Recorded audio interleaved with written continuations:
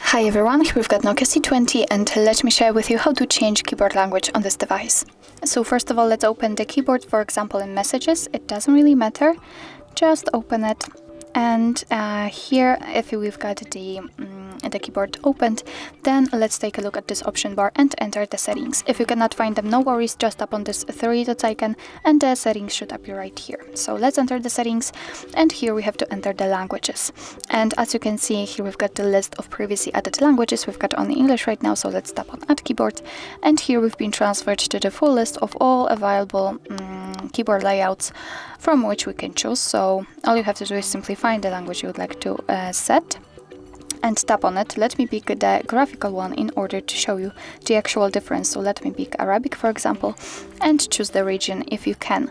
Here you've got some keyboard examples, so obviously you can pick only one of it or two of them. I will leave it like this, so let me tap on them. And as you can see, the Arabic has been immediately applied to the list. So let's go back to the keyboard in order to check.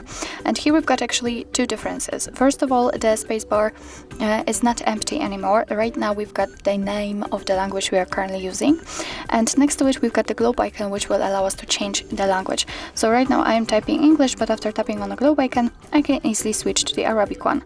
After tapping again English. So actually this is how to add the language to a keyboard. And now let me show you how to remove the language from a keyboard, because you may not need two different languages added.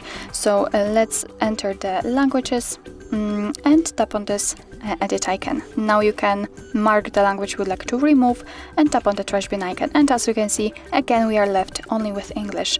And after getting back, you can see that the spacebar is empty and we cannot find the globe icon, so it means that we cannot change the language.